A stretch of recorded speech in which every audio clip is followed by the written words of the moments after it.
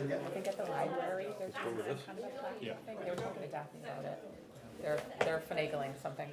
You're good to go. We ready? We're gonna call the meeting to order. We'll start with the pledge.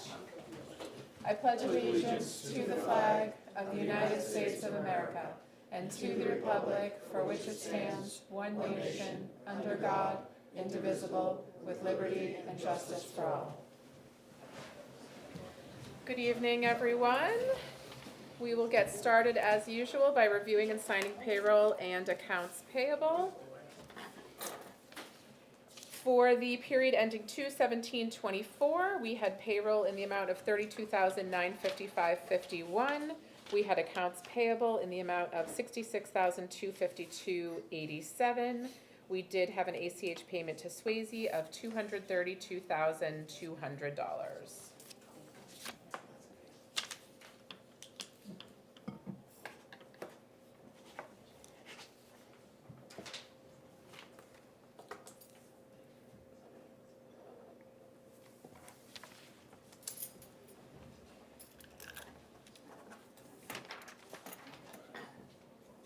Did you get your rec checks? Excuse me? Did you get the rec checks? Yes. Yes.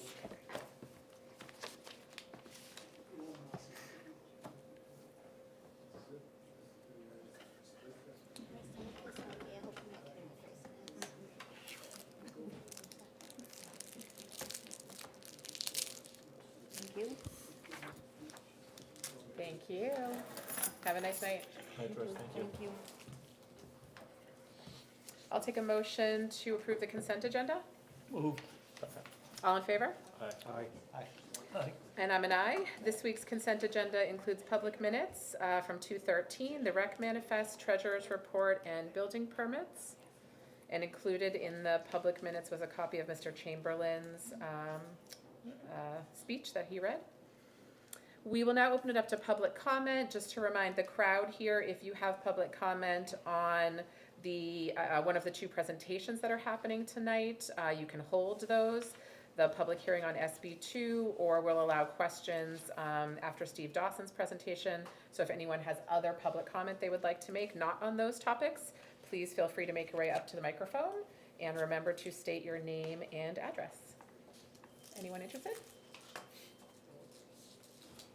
All right, seeing none, we will close public comment and move on to discussion action items. Our first item for tonight is a public hearing for SB2. This is a statutory requirement that whenever SB2 appears on the warrant, there has to be a publicly noticed public hearing. So that is what's happening tonight. To remind everybody in the public that no decisions are made here, the board takes no stance on SB2, but the public is welcome to express any opinions they have. Also to remind the public that the most important time for you to express these opinions is at town meeting. So feel free to state your case tonight, but obviously that is the case to really speak to the wider number of voters. So if there are any folks here who were on the list of 25 registered voters who put forward the warrant, we would invite them to speak first. Don't know if anybody is here from that group. Doesn't look like it. So anyone who is interested in making a public comment on SB2 may come up to the microphone and make your comments. Come on up. Liz Faria from South Road. I would just like to say I'm totally opposed to SB2.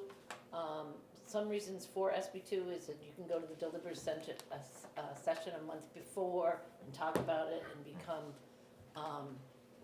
more cognizant of what's going on before you vote. However, just by the co-op public session, deliberative session, out of over 26,000 voters, 235 people showed up in 6 towns. So you get very little representation and very few people who know what they're voting on. So I am totally opposed to it, and most of the towns that have gone to SB2 have regretted their decision. So I think the town meeting, although last year was quite long, they're not usually anywhere near that long, and I'm much more in favor of the town meeting because at least some of the people that are there are quite knowledgeable on the issues. Thank you. Thank you. Other commenters? Come up.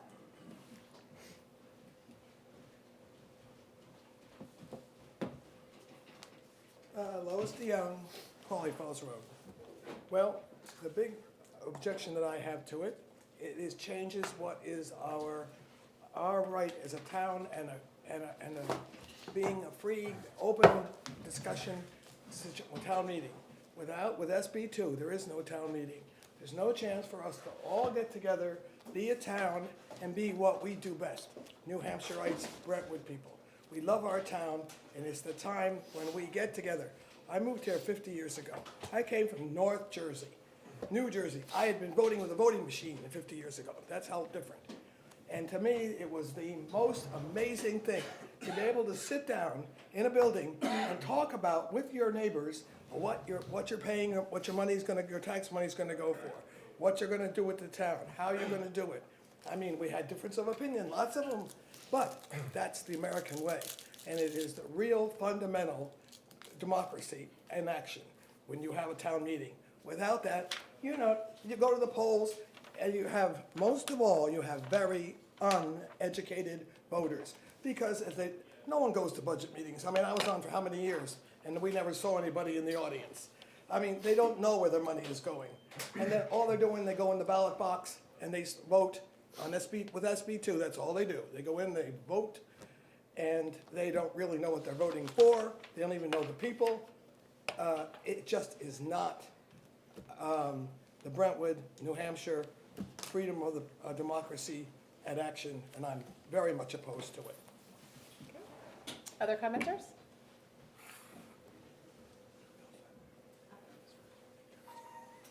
Rebecca Dunham, 9 Block Drive. I have a question first.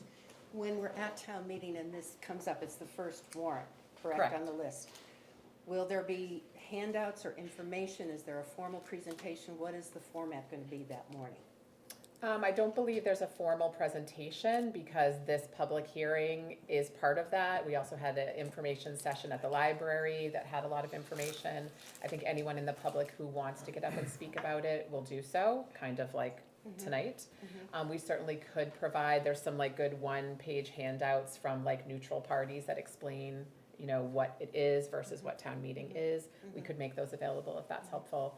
But most of the people, I think, I'm imagining a lot of people will have their minds made up, and some people will make their mind up based on the discussion that takes place that day. And that's the beauty of town meeting, when you have a chance to hear different perspectives on a topic. Sure. And you can wrestle with those issues back and forth. And that's the chance where people do really absorb the details. In speaking to an elected official in a town on south of our border, she said that they went to SB2 a number of years ago, and it was interesting to note that first deliberative session, there were probably 50 people there. The next year, maybe 20. The third year, the staff that was required to be there, the employees, and maybe the spouses of a few. So the interest in deliberative sessions really has diminished. It's down to about 1% in any town when you look at statistics.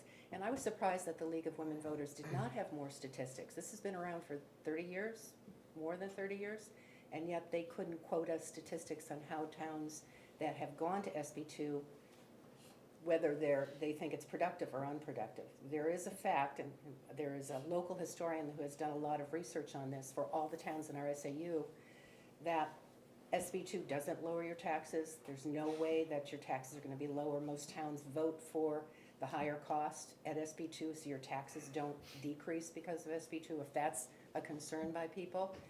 I think there's not enough information out there that people are collecting and evaluating that can prove one way or the other. So I wish we had more time to deliberate this. I think one session by League of Women Voters is not quite enough to educate the public. I think that's the most important. It's pure democracy. And coming from Ohio, I never experienced this, and I've fallen in love with having town meeting. It is an extraordinary experience, and if you haven't participated, you don't know what that's like. So make your judgment based on participation and really learning as a voter, being educated. Thank you. That's it. More comments?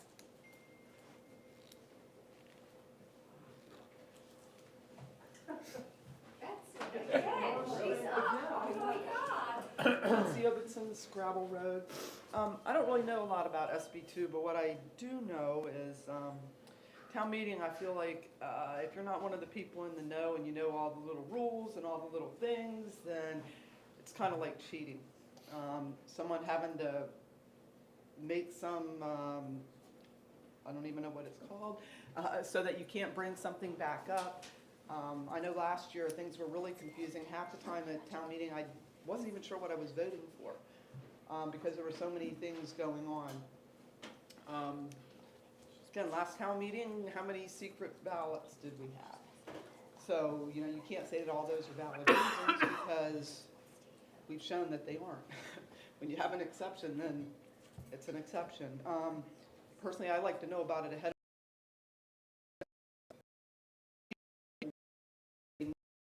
of time what they were.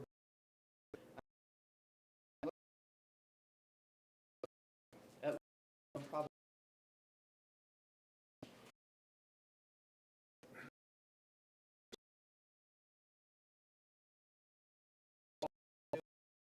hours. A lot of people personally on March town to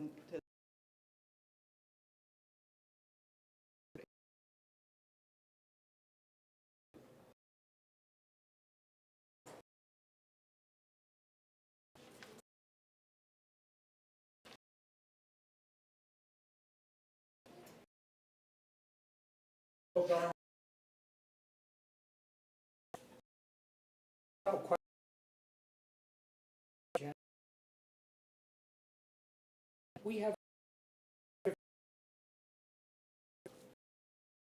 panel budget that's have to vote on 6.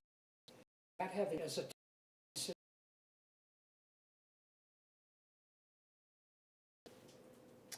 The school system in Brentwood does not operate under SB2, so Okay. they their own meeting. I don't see what that has to be. say was 2 groups of and those people showed up apparently because they knew about the meeting and they showed up to see a presentation. Is that similar to what we would have if we went to an SB2 system? I don't think it compares, and in fact, it's off topic from the SB2 hearing. So if you have particular questions about the school board budget or warrants, I would advise you to go to their meeting on March 6th to discuss those. Tonight is to talk about SB2 Okay, for Brentwood. so in other words, there is no difference then between an SB2 meeting, or there is no similarity, if you will, between an SB2 meeting and what is happening with the school budget and an $850,000 solar panel project. I don't see any similarity because they are not SB2. So they are not operating on that. I'm not really sure what you're getting at, but I think that's a separate topic from what Okay. we're talking about here tonight. All right, I appreciate Thank it. you. Thank you very much. Thank you. Thank you. Other comments?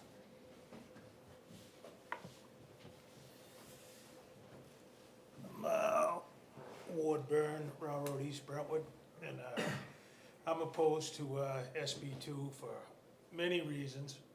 But one of them is our ability to actually communicate with our elected officials, and we're gonna, I believe, lose that ability.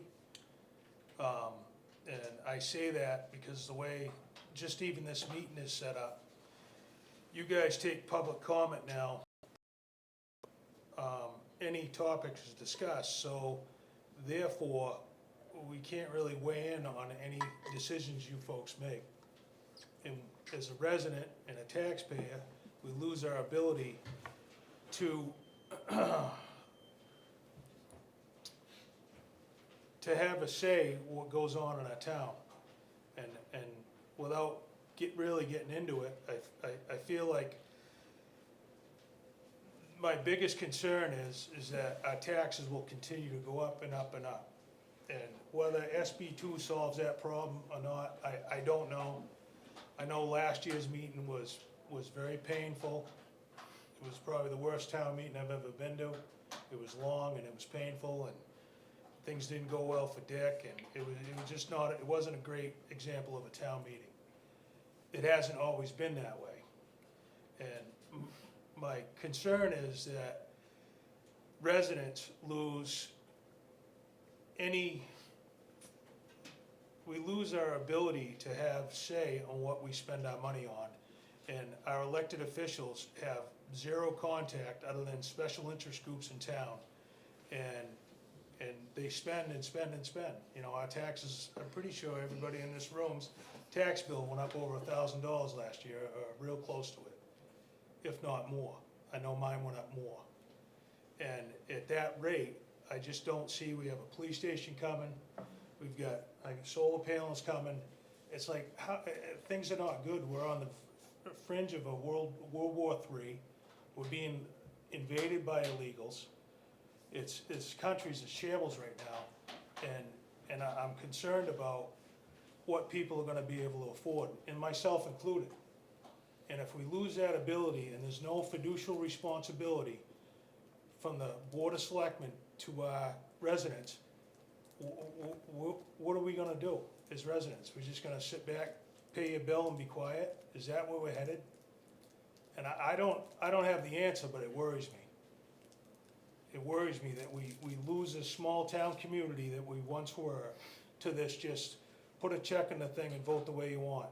And maybe that's the way of the future, I don't know. I've always liked it the old way.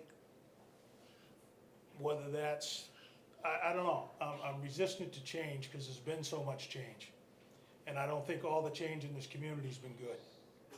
You know, it's been stated for a long time, there's a big divide between the conservatives and the Democrats. And that shows true every town meeting. It's close. Every year, it's close when it comes through. And maybe this is the year it passes, I don't know. But I for one, like town meeting. And I'm certainly entitled to my opinion for the reasons I do like it. And I think it keeps Brentwood, but, you know, I don't know. I worry about a lot of things in this town if we go to SB2. So, thanks. Thank you for your comments. Any other interested parties? Come on up.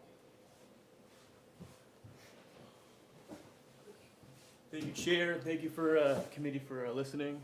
My name is Cable Abbey, Shannon Way. I'm opposed to SB2, and not for like partisan reasons at all. I like history. I'm a part of the Brentwood Historical Society, so you know, we've been doing town meeting for like 200-something years, and it's worked for that many years. Why change it? I think it's pretty fun too. Last year was my first one I've ever been to, and I'm sorry. It was a little. Yeah, it's a good way to spend your Saturday. It was a little longer than anticipated, but it's kind of fun. You know, you're able to vote and voice your opinion. So that's my thought on it, though. But, yeah. Thanks for your comments. Anyone else? Last call for public comment on SB2. All right. Oh, you want to come? Yeah. You just snuck in under the wire. Gabby Kelly, Mohawk Lane. It's like, where do I live? I'm speaking as a private citizen and not as part of the budget committee or any other positions that I hold in the town or otherwise. Did Letty give you that card before you sat down? I'm getting familiar with the lingo. And I'm not speaking for or against SB2, but I wanted to speak about my experience being a mom of young kids and how long town meeting was last year, which meant that I had to leave and couldn't be there to vote on the rest of the issues that happened at the end of the session. And I have other friends and family members and neighbors who and kept them off. And on the flip side, there is a deliberative session. So a lot of the things that we love about town meeting happen at the deliberative session, and things can change there too. and being part of the budget committee and having gone through the process and listening to all the town departments and helping them in any way that we can construct their budget in meaningful ways.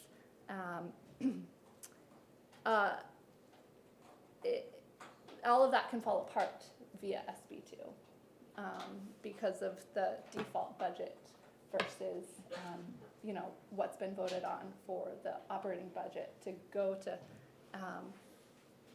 go on the ballot. And so I just think that sometimes the reasons of we've been doing it this way and it's worked actually has only worked for a small section of people per se, and maybe your experience is that it's worked, and maybe for a lot of other people it hasn't. There's only 300 or so people that showed up last year, and that's, I don't know. That was an anomaly. Right, and before that it was less and less, and it's great, like people are showing up to town meeting and getting involved, but compared to how many people show up at a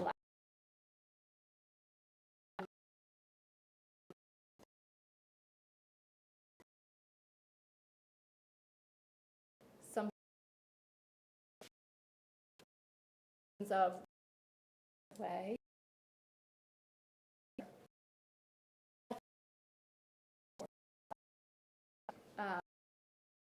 But again, as going through the budgeting process, I'm concerned that a small portion of people could also affect that budget. So I think there are big decisions to weigh, and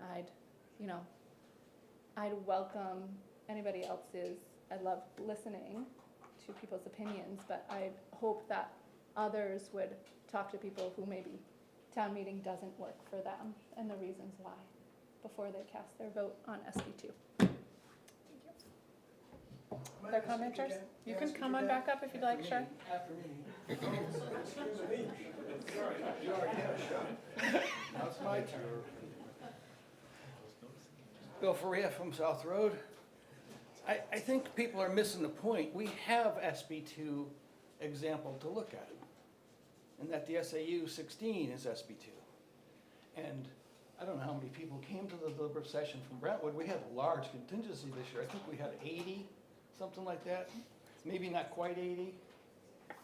But that's a $63 million budget. 58, sorry. I'll get corrected by my blushing bride. So we have an example of what SB2 is and how it works. And everybody knows when that is, and that nobody showed up. And that's a huge budget. That's millions and millions of dollars. Nobody was there. And they could have 23,000 or 21,000 voters. Nobody was there. Town meeting, we have the largest turnout for town meeting every year. Last year was not a good meeting to use as an example. It was contentious, it was long, people left. There were a lot of issues that people didn't want to stand up for. But usually at town meeting, people stand up and make themselves known, what they stand for, what they're going to vote for. And if you go to SB2, you're going to lose that. You're going to lose the opportunity to meet with your neighbors and find out what they really think. You're going to lose the opportunity to bring people back together like we used to have. We have become a very contentious town. It's very contentious. Here and here, that's where he is. If you're not on this side, you're on this side, and nobody's going to talk to anybody in the middle. And that's what's really sad, and you might have that opportunity at town meeting. You might have the opportunity at town meeting to talk to people, change somebody's mind, or at least be able to communicate. Right now, I don't see that happening. So I would hope we would not go to SB2. Thank you for your comments. Okay, quick. Okay, wait. Okay. Lois DeYoung, Crawley Falls Road. I think this is one of those times when I'll take the blame, okay, for last year. Because last year, the reason that we had all those votes is because exactly what's happening. We were so contentious and we were so left and so right that the only way that we had any chance of people being able to vote what they really think and not what they're worrying about, what their neighbor or their buddy has told them to vote for. They were afraid to stand up, and we took that away. And that's why we went along, we had ballot votes. That my meeting, and in my 50 years, that's probably the worst meeting I was ever at. And I say I take blame for it, because the only way to get any kind of cut in our money and taxpayers to get any, letting everybody in the room be able to vote what they really think, not what their buddy, well, not what their party, not what anybody told them to vote for. They could, because when you do raising your hand and you're sitting next to your best friend who doesn't want any part of it, you're afraid. But when you do that ballot vote, you go in there and you do it, you can do it. And we had so much money being spent last year. And having been on the budget committee, I knew exactly what the handling was. And like I say, I take blame. It was long and it was my fault. I'm sorry. But you know what? It was for a good reason. We finally, for the first time ever, we actually cut the budget. We actually got things through that should have happened, because people could vote what they really thought, not what was politically correct or what was okay to say out in public. Because I don't know about the rest of you, and it's true of me too. You don't want to, if your best friend or your party is going for this person or this item or whatever, you don't want to stand up and say, well, I vote against him, that's my best friend. You don't do it. So that town meeting, usually we had many contentious things last year, and it's because the town is so divided. All the years when I first lived here, we were one party. I Cross and that other group and I were on one side. Ward's mother and a whole bunch of others were on the other.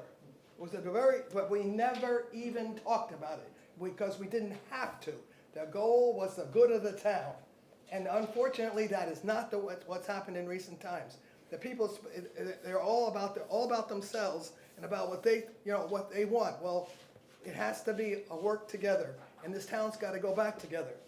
If you'll remember, I started the 4th of July parade. That was my hope, that the town would get, and I think it did, a little bit, where the town was going so far this way, and we got to come together. And without town meeting, you're never going to come together, because you're never going to be together in any other venue. There's not one place where all of us get together as Brentwood town residents, except at the town meeting. Other comments? Yeah, I want to comment. Okay, come on back up. It's a public hearing, you can say your piece. Betsy Ibbotson, Scrabble Road. Lois, you almost made a point for why people should go to a ballot and go in and vote, and nobody can see who they're voting for. Town meeting, you gotta raise your hand, you gotta stand up. You guys thought that wasn't gonna work, so let's write a name on a paper and put it in a secret ballot box. Well, how's that any different than going and voting at not at town meeting? Not together. The whole thing is not together. Right, but I'm just saying, If we don't meet together once Lois, a year. let's You go guys to the can- back and forth. Yeah. Yep. You can come up to the microphone if you want to say more. so it seems to me that you made the point for why some people don't want to go to town meeting and vote, because they don't want their neighbors to hear, and so they avoid it. They don't go at all. And then you have kind of like what we had last town meeting. Other comments? Going once, going twice. Okay, I'm going to close the public hearing at 6:29. And we will move on. Steve Dawson is here representing the Communications Committee to present some information. I've heard some comments tonight that actually I think indicate why this presentation is going to be very helpful for people in terms of really understanding when we vote on the article that is the operating budget that has been approved by both the Select Board and the BudCom. It's really, really important to understand that that budget number is not a direct one-to-one relationship with what your taxes are going to be. And we have, a lot of us in town have really wanted to help educate the public about this so that when people are making votes on the budget, they're making those votes based on really sound information.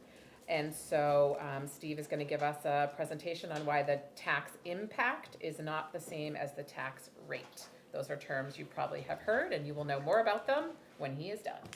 So I will Right. turn it over to you.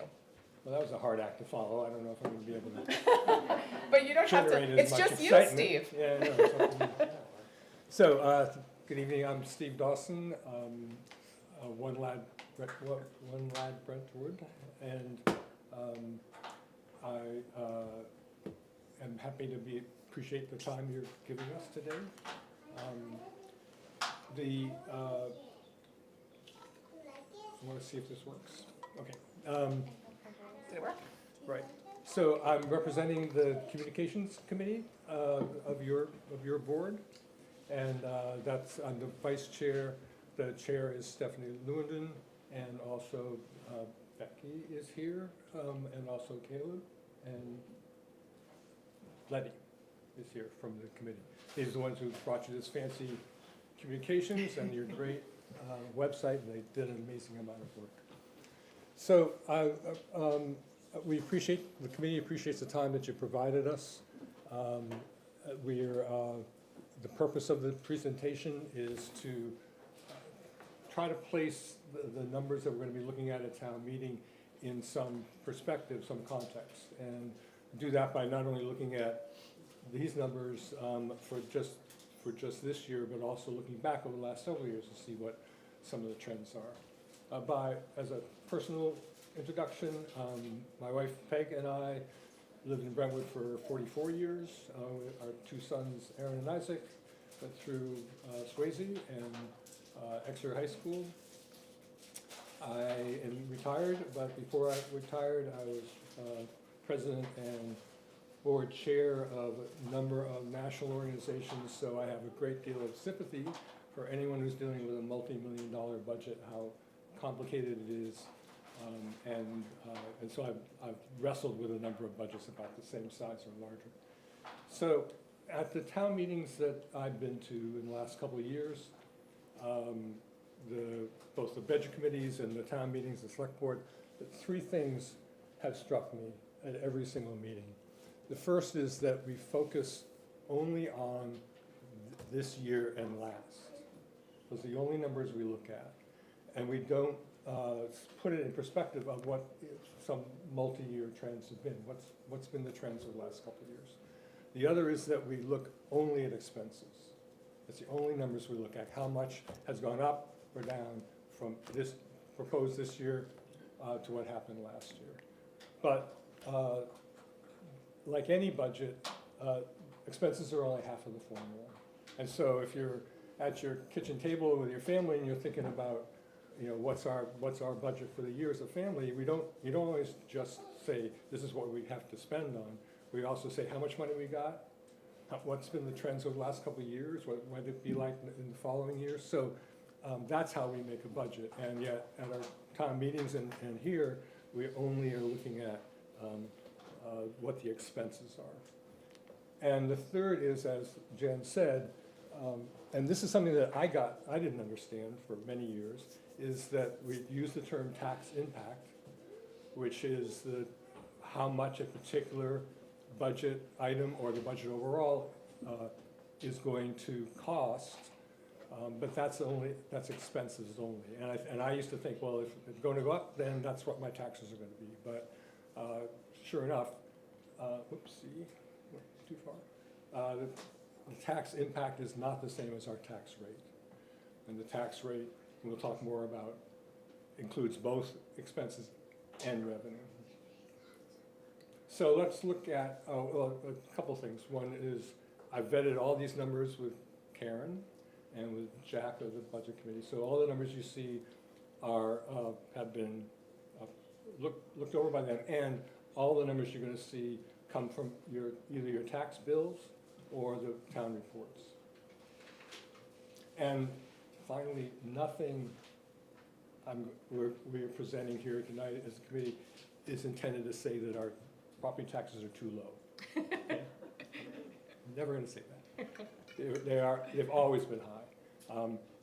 Why they're high to begin with, why they've been high for 44 years, that's another discussion. What the presentation here tonight is about, given that they are always high, have been high, how well has the town managed that challenge over the last couple of years?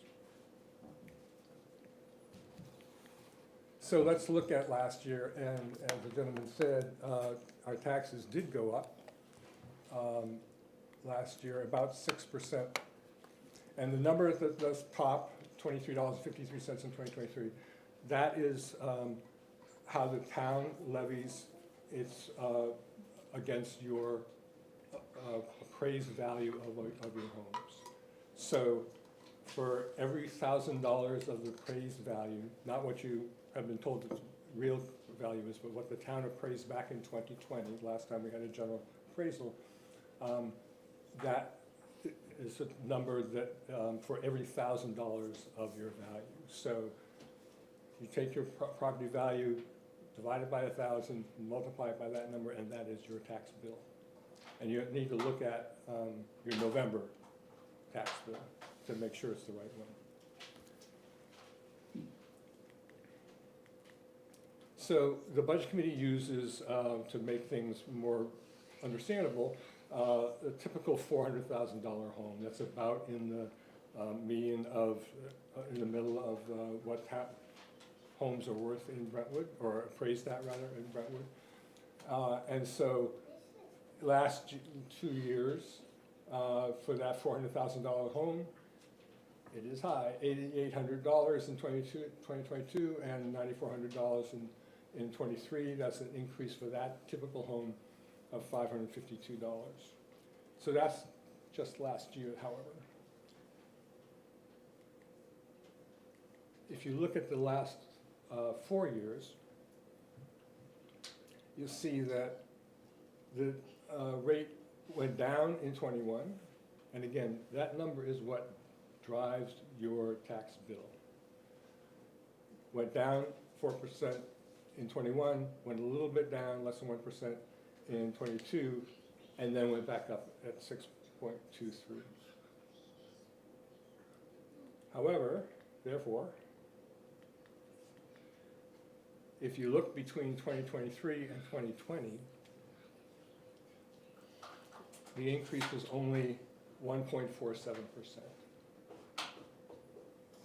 So that's an increase of 34 cents on a $1,000 rate. And that is not 1.47 every year, that's cumulatively, from 2020 to 2023. That is a remarkably low increase over those years. So for that $400,000 home, the tax bill that came in at $136 more in 2023 than it did in 2020. And that's remarkable in part because at those same 3 years, our national inflation rate was over 18%. I believe that also that was when Three Ponds was opened up and we had a huge revenue increase that year. Yes, and we'll be talking about that. That is exactly right. Thanks, Lois. So the overall tax rate for our entire tax bill just went up 1.47, and also during those 3 years, it's important to remember that the average homes in New Hampshire increased over 33%. So that's not going to put money in my pocket, but my boys will be happy when I die. Very happy, but it's not the only one. Anyway, but it's important to recognize that you're paying 1.47% increase in taxes on something that's increased in value by over 33%. So that's talking about the entire, your entire tax bill. But I wanted to particularly talk about the town, the top line. So as we said, overall the tax rate went up 6.23% in 23. School costs went up, but municipal and county went down. And so looking at that municipal, which is the town portion, this is important because this is the only number that this select board has any control over. It's the only number that we're looking at when we're at our town meeting. It's the only one we're managing. The other ones are managed, either we have no control over, or we go someplace else like the school board meeting to deal with. And so that's why this one is particularly important, even though it's a relatively smaller portion of your tax bill. And that went down almost 10% between 23 and 2022. And again, you don't have to believe me on this, you just look at your tax bill, these are exact numbers that you'll see on your tax bills. So the town portion of that tax rate, the part that gets levied for us to pay for all of our operating budget and all of the warrant articles that we pass at town meeting, went down almost 10%. That's a decrease of $168 for that $400,000 home. Sure. Hi, Steve. So this is why I don't understand why nobody goes to the deliberative session for the co-op. $68 million. How come people don't go? Can we I just, went. Liz, 8% of our- let him do his presentation. I did, I went. Okay, so, this is where it gets interesting, because this slide shows what we voted on basically at town meeting, what budget we passed. And in 21, it went up only slightly. In 22, it went up to over 12%, and in 23, just last year, it also went up 12%. So it's a big increase in the town budget that we all passed.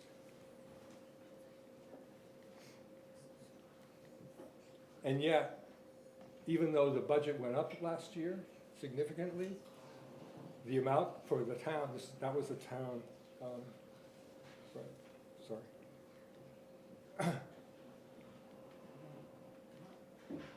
Okay, sorry, I got lost here. Okay, so these are the town appropriations, that went up, and yet our budget for the town, the amount of tax that we got levied to pay for that budget went down 10%. And so how could it be that we increased our budget but decreased the amount of money we had to raise to cover it? And that's because, again, our tax rate is driven by not just what we expend, but also the revenue, as Liz just said. And we have a number of different revenue sources in our town. We have the fees that we pay for our boats and our cars, which is, again, another surprise. It's over $1 million of revenue that comes in just from that. We have any grants from state or federal. We have impact fees, 3 ponds, et cetera. But the largest revenue source is all the property all together that gets taxed by the town. And that value of the town overall has increased each year just about 1.63%. And so by the time you take the two yellow ones, 2023 versus 2020, there's an additional $34 million of the town's value that increased, and that generated an additional $812,000 in tax revenue that we had in 2023 that we didn't have in 2020.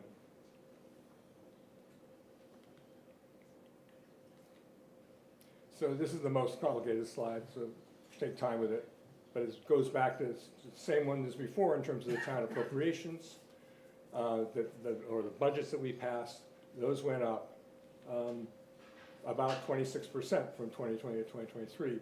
But the amount that was levied on our tax bill to cover those expenses, these are just the town operating budget and warrant articles, not the schools, that amount stayed exactly the same over the 4 years. So to say that our taxes keep going up, overall, they only went up 1.47.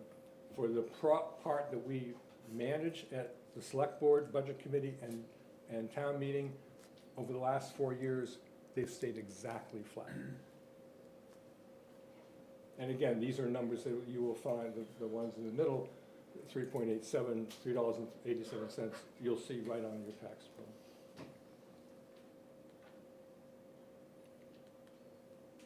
So to bring us into the discussion that's going to happen at town meeting, what the Budget Committee and Select Board have agreed on is proposing for the operating budget plus approved warrant articles. In red there, that's the new number that we'll be voting on. That increased 6.15% from the amount that was proposed last year. And you'll see that last year's went up 12%, this year's is going up 6%. Still going up, but it's half as much as what's proposed the prior year. What we don't know is what our revenue is going to be, so we don't know what our tax rate is going to be. Your first bill in March, is it April, March, is an estimate based on what happened this year, and then your November bill is what tells you what you're actually going to be paying for total over the year.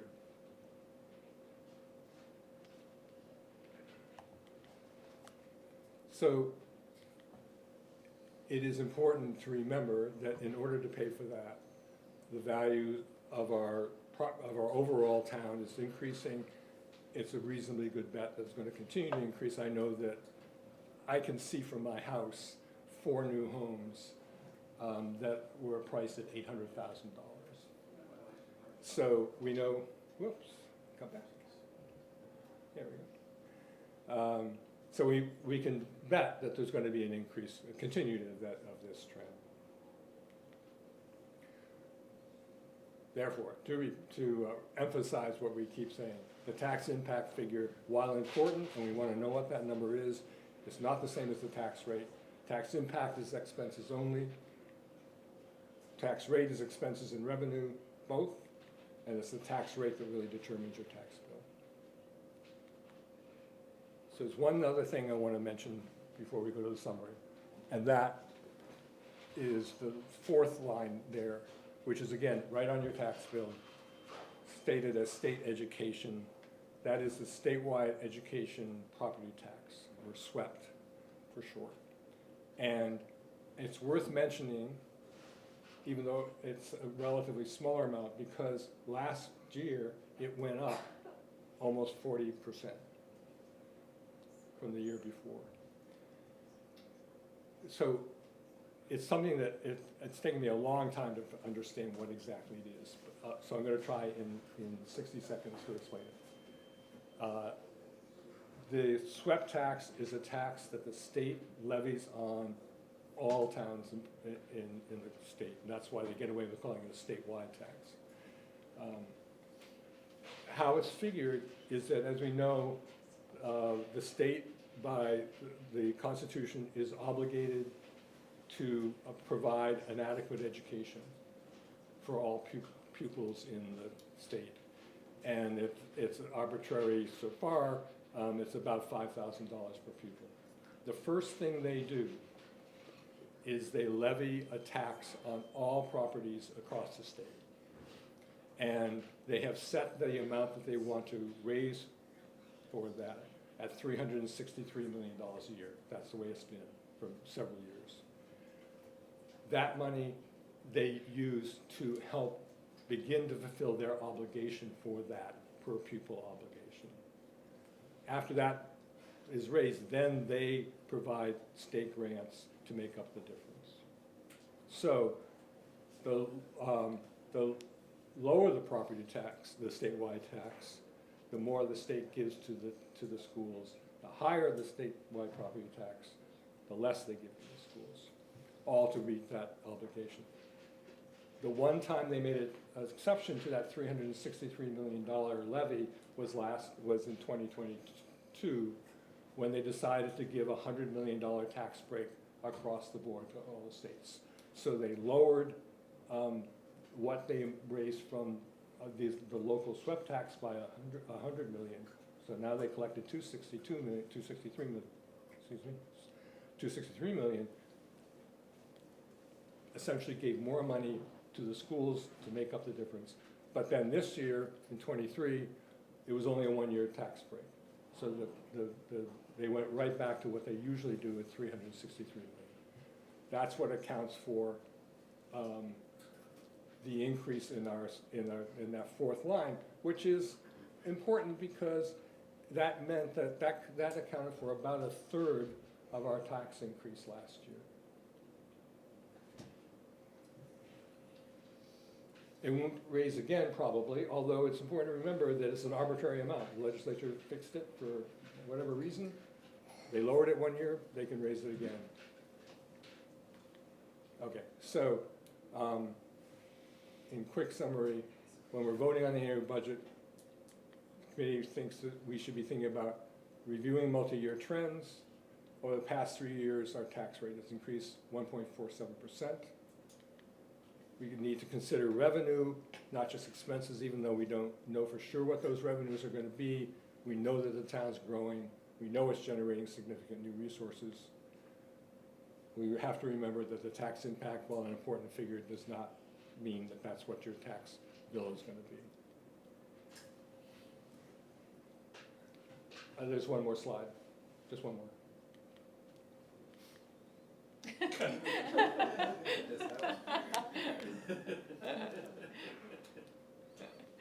So this is just an acknowledgement of an You have made appreciation. budgets before. It's an appreciation of anyone who's dealt with a multi-year budget, a multi-million-dollar budget. It's just a challenge all the time to try to maintain and keep it under control. There are just really powerful forces all the time. Doesn't mean it can't be cut, it means it's just really, really hard. And so I just want to acknowledge that we have fixed costs in the town, like our bond payments, et cetera, that you just can't change. It nails the floor. We have incredible inflation pressures. Our insurance rate in town went up 15% across the board for health insurance and that's just one element. Deferred maintenance or deferred expense. That's why you can't just look at any one year. You really have to look at several years because what you don't pay for now, you end up getting bitten later on. And you know, frankly, the Exhibit A, I think, is like the police facilities that we have. You know, it's the tough. You know, it's going to cost us to get that back up to speed. And then final is growth. Growth is great, as we said, because it generates revenue, but it also means that as we build those new homes and look at Mill Road with 70+ units going in, that requires more services, roads, police, fire, etc. So those four forces make it a challenge for any serious attempt to keep your budgets in place. And to the extent that we've managed to keep our tax rates relatively low during the last 4 years, during a period of 19% inflation, I think it's we acknowledge how difficult a job that's been for the Budget Committee and the Select Board. Thank you. Are you willing to take some questions if Sure. there are any? Sure. Any questions for Steve? I have two questions. The largest part of our budget's the state educational part. Yes. Is that right? Yes. No, local Wait. education. Local. The cost. That's based on what the state says is the per pupil cost No. across the board. Is that? No. No, it's total cost. No? I'm sorry, what's your question? I'm sorry. Could you restate the question? Well, I know that figure, the adequate education, Yes. whatever you want to call it. Yep. Per pupil cost, Yep. the SWEPT cost. No, that's not what cost, but yeah, but the per pupil Okay, cost. that number is going to go up. I No. know that's going to go up. There's a court case Court now. case that's already been Right. discussed. Hold on. The per pupil cost is per SAU, and that's the only place where those numbers lie. And Letty So can the state hold on. doesn't set that Let me finish. The Claremont decisions that you're referring to that have gone to the New Hampshire Supreme Court have said that the state is responsible for providing an adequate education. And what the state has set that number at, which is, you're referring to the court cases, and that's what all the court cases are saying. The average education for a New Hampshire student is between $15,000 and $18,000. The state says an adequate education, here's $4,000. You guys take the rest. So what you're referring to, per pupil cost, that's determined at our level. The state provides us with call it a stipend. And that's why there are court cases so it's in the third round of the Supreme Court saying we are acting unconstitutionally. And that number is gonna go up. If the number goes up, They're separate. That number's gonna go down. if the number goes up, that means the state will be paying more toward the cost of an education. Here's the thing, It doesn't mean the it state has increases. no money. It's just like the federal government has no money. That money's coming out of our pockets, whatever it's gonna be. Well, yes, That's the first question I had. That's likely to go up. The second thing is that we have an assessment coming up, is it next year, full assessment? 25. 25. And what I've noticed in town, as you've noticed in town, as most of us have noticed in town, our property values are going up huge. They're going way up. And when we get assessed in 25, if everything stays the same, if our tax rate stays the same, our taxes are gonna go up huge. Well, We've been able to offset, I think, you can tell me if I'm wrong, because we've had a lot of construction in town, a lot of new tax assessments have been made in town, and it's offset the increases that we've had in terms of operating. It doesn't matter where it's going, whether it's going to the town or it's going to the schools, the increases have been offset by the number of new developments that we Exactly. have. As long as we keep getting new developments, our taxes stay relatively stable. yes. Relatively. But if everyone's gonna be reassessed Yes. in 25, and so if you have a higher assessment, then you don't have to tax as much of it. And so your tax rates are gonna go down significantly, the rate's gonna go down on more value. So the reassessment will hurt you if you've improved your property a lot more than the average. Yeah. But otherwise, everyone's gonna go up. And Tax that rate means goes there's more property to get value out of, so you will see that number go down. Now whether, and that, what that number is, I can't tell you, but everyone's gonna go up, so the rate's all gonna go down. But that doesn't mean, it all depends on how much is budgeted and how much other revenue comes from other places. So don't, yes, it's something to watch, and it's gonna be hard to compare apples to orange, or apples to apples, when we go into a new assessment period of 5 years. It's gonna have to take some real math to figure out, are our taxes going up or down? Because it's gonna be a whole different number at the rate, and there's a whole number different on your assessment. Do that again. Yeah, You're just gonna be multiplying a bigger number by a smaller number Yes, right. to get a total, just like you have now. Yeah. so, It's math. Letty, you haven't talked. Yeah, so just for clarification, I looked up while you were talking, the base level adequacy that the state was giving per student in July of 2023 was $4,182 per student, so it wasn't even $5,000. You're being generous. Being very generous. Well, then they add on, That is, yes, they For add on special. for a student that has free and reduced lunch, they add on for a student that has special education, they add on for a student that has English language learner, but for a That's- base base is 41. regular old student, it's 4,100. And then the other thing that I wanted to say that I thought would be helpful for context is we had a reevaluation in 2020, as you said, and the tax rate in 2019 was $27.70, and in 2020 it was $23.19. So it went down by 16% in the 1 year because of the reevaluation. Right. As you pointed out, that's not a guarantee, but that is a demonstration of what you were doing. So that's what you expect, that when it got reassessed in 2020, everyone's property went up, so the rate was able to go down. Right. But- Eric? Other questions? Eric? Yeah, it's sort of a half question, half statement. The revenue that comes into the state, into the town, I guess in particular from the state, also from the federal government. I don't know whether we sort of can track that piece by piece over time, but that's changed quite a bit over, the years. I mean, there was a time when the state paid, a good portion of the retirement plans for all the municipal employees, and then that came to an end. The adequacy grant, which is separate from the statewide education property is the piece that was implemented to try and equalize things around the state. So that's money that gets collected and then gets redistributed distributed.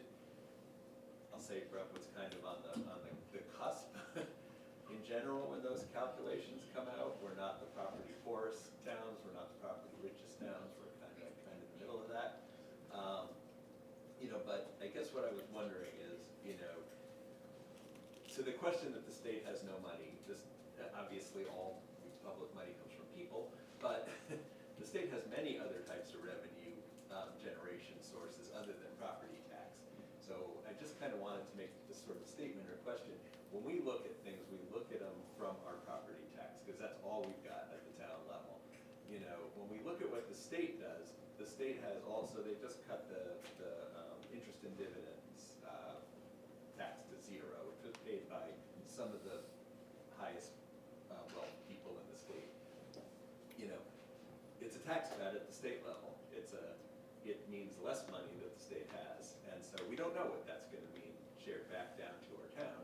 But it means that there's going to be that much less to send to us in adequacy grants, or that much less to reinstate retirement sharing or whatever other plan they have. So I think those horsemen that are up there, it feels like the other horseman is in Concord in particular, and whether or not Concord, and this is a pitch for, reach out and tell me what you think, is we do vote on these things in Concord, the degree to which the changes in the way the state passes money back to the town, in a backdoor way. And then obviously there was ARPA, there was all kinds of other stuff that happened, that offset, costs. Some of them were costs maybe that were not gonna happen without that, but they did. Some of them were things that we needed to spend. So I guess I was just wanted to ramble on for a few minutes about the other forms of revenue that also offset town money. And I guess related to that, the growth isn't free either. Like, it's not all one side. I mean, look at Epping and what happened, they put in all that stuff, their tax increase, but they also added on all sorts of new emergency services and road issues and things like that, So just to follow up briefly on what you just said, it is true that the state doesn't have its money, it has to get it from others. What's important, the difference is that when it's property tax, it's coming from us. From the state, it's coming from us in part, but remember all the different types of tax revenues, like the business profits tax, the business enterprise tax. Much of that, the state actually relies heavily on that. Much of that comes from out-of-state corporations. We're not paying. That's not our out-of-pocket. That's out of Exxon and Comcast and everything. And all those folks who drive from Massachusetts to Maine and stop at the liquor store, that's not our money either. And the lottery tickets that they also buy. So there's a lot of different sources that are not necessarily, that are collected at the state level, but don't actually are coming out of our pocket. So I'd rather have $1 from the state than $1 from my town. Yes, Liz? So I have a statement and then a question. So I know the current tax bill, over 80% is schools. Yeah, so- And the vast majority of that is the co-op, middle Yep. and high school. Yep. So, so this is part of my question. As somebody on the communication committee, how do we get that message out? That this group, the select board, is responsible for 6 million something. The school is over 7 million, and that is 68 million plus. How do we get that communication out to people? Because people aren't going to that meeting, and that's the biggest driver, not even close. Our whole town, school, snow plowing, police, fire, town administrator are all under 14 million. But that co-op bill is 68 million, and we can't get people there and they have a 3.1 million average overage every year. So how, with communications that we now have with the new website and everything, how do we get that message out to people? Well, I think this is what we're trying to do. Yeah, this is what we're trying to do, is get, just numbers out that people can make their own opinion on. At least we're all looking at the same numbers. But this is thinking- relatively little, this 6 Well, million. this is the beginning. Well, we're gonna put this on the website somehow. I know from the video anyway. But that's our commitment, is to begin to build out these numbers, and including the schools. It is important to know that the tax rate for the school over the same 4-year period went up 2.87%, I think. Is that the local school or is that the co-op? All of both schools together, both schools together. So, you know, the concern is that the population has dropped while the prices have gone up. But the tax rate actually, over 3 or 4 years, 2.87%. So that's important because it's such a big number. Okay. So the commitment is from the committee, we're going to try to get these numbers available broadly. But let's get the big numbers to the biggest number of Yeah, people. well, I think that's And I think, important. Liz, I think your point is valid. I think one of the main reasons we wanted Steve to talk tonight is specifically because with town meeting coming up, Yep. your point is so important that what you are voting on at town meeting is just the part that this group and the BudCom controls, which is not that 68 million, it's the 6 or 7 million. And that people really need to understand when they see that number going up 12%, it does not mean your taxes are going up 12%. So if people leave this room understanding that, then I think we've succeeded in some, it's 6% this year, 12% last year. I think we've And succeeded Jen, in these numbers are communication. the ones that impact people's day-to-day Right, lives, like, so exactly. when we Yep. are forced to make cuts here, Yep. it literally impacts. Right, and the all of school is a us. huge expense, but that is not what we're talking about at town meeting. So if everyone who wants to, you know, come to talk about the budget, please, if you come and you're gonna make any amendments to our town budget, make sure you really understand what's in that budget, and the fact that it's going up 6% does not mean your taxes are going up 6%, because this year they went down 10%. So please just keep that in mind, that an apple's not an apple when you're looking at it that way. And I think you did a great job of explaining that. Yeah, you did do it. Thank you, Steve.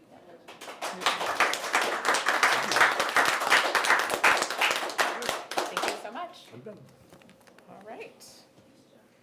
All right. Thank you to all of our speakers and questioners tonight. We will now move on to regular business. Karen, we'll start with you. I just have one appointment slip for Heather Gilbert for a reappointment as Inspector of Election. Okay. It's only through August 1, and then all of the ballot clerks will be expired. On the same schedule? Yes. Okay. I'll take a motion to reappoint Heather Gilbert as Inspector of Election. Moved. Second. All in favor? Aye. I'm an aye, so we'll sign that. I'm asking Steve to get rid of the 4 horsemen. The 4 horsemen. Let's, yeah, that's a vibe we don't need over our shoulder. I will give you. That's much better. I'll give you the post. That's much better. Thank you. Good point. Lisa didn't say Andy John. It didn't have our names. It could have been worse. It could have been the 5 That's coming. horsemen That's of the coming. apocalypse. John, He's bleeding. you're bleeding, John. He got so excited. He started bleeding. I had a He I had bit a his bill lips, today in my, not saying, in the front of my mouth. Oh, from biting his lip, he was. not saying something. I don't know. You need a baby She has wipe? baby wipes over there. He might. He might.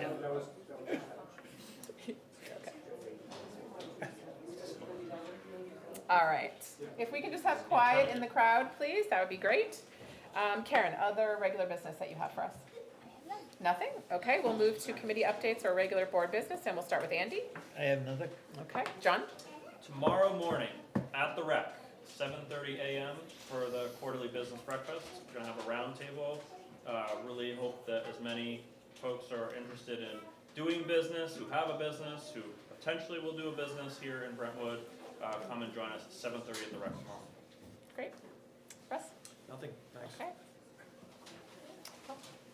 Yeah, I'm trying to find an email, but I think there's a report that should be coming out on the finalized report on the safety audit. The road safety audit? Yeah, for South Road and 125, at least that was the email I was Okay. looking for, but it's supposed to be coming out within the month. I know there have been a number of public comments. We had the chair of the planning board issue some comments, and looking to keep up the pressure on that important subject. Okay, wonderful. We did receive in the mail a notification from the town of Exeter that the feasibility, the ongoing multi-year Pickpocket Dam feasibility study has now been finished. And according to this public announcement, the report, the draft of the study was going to be posted to the town's website today, February 20th, for public review and comment. The public comment period will be open for 30 days until March 21st of this year. And on Tuesday, February 27th, so a week from today, 7 to 9:30 p.m. at the Exeter Town Hall at 9 Front Street, there is a public information meeting about that dam feasibility study. So for anybody who's been following along the Pickpocket Dam or interested on going and hearing the presentation on that multi-year feasibility study, this is your chance to go. Tuesday, February 27th, 7 to 9:30 p.m. at the Exeter Town Hall. So that was a good update there. Don't think I have any other school updates. Just a reminder, as mentioned earlier, about the March 6th meeting at the school. And I think that's all I have. Anything else? Do we have a non-public for tonight? Any other board business before we close? Okay, just want to put one last plug in for the town website. It is amazing and awesome, and they're always adding new information. Just today, the town posted a link to a page that has a lot of warrant information. It has a BudCom video. It has a wealth of information on there, so please, if you haven't used the new town website, get on there and play around with it a little bit. And if you haven't signed up for the email alerts, you can receive email notifications on a variety of different topics, including trash and recycling changes, which will make Karen and Tamara's life much better, that you won't have to call them and ask them. So please sign up for those things, and if you have feedback for the website, let us know, because it is a work in progress. But once again, we're incredibly indebted to the team that has made that happen, because it is already really wonderful resource for the town. So keep your eyes open. I did also want to put in one last pitch, since we've talking about town meeting a lot tonight, that one of the warrants that we talked about a lot in the past year or two, but not as much in the past couple months, is the community power warrant. So just for anybody who's listening to this, if you want to make sure you come to town meeting as educated as possible, please go on the website, and there is a recording of the required public hearing that took place on community power. So if you don't have that kind of at the top of your mind, I would encourage everybody to re-familiarize themselves with that concept before town meeting, because that is also on a warrant this year. And I think that was all that I had. I'll take a motion to adjourn. Second. All in favor? Aye. Aye. 7:12, we will adjourn. I'm sorry, I don't know what's happening. That's okay. I mean, you want to come down or something? Did your kiddo have a stop? He did. And then yesterday he was like groggy but fine, and then today, like all of a sudden, I'm like, oh, I don't know what's happening. Yeah.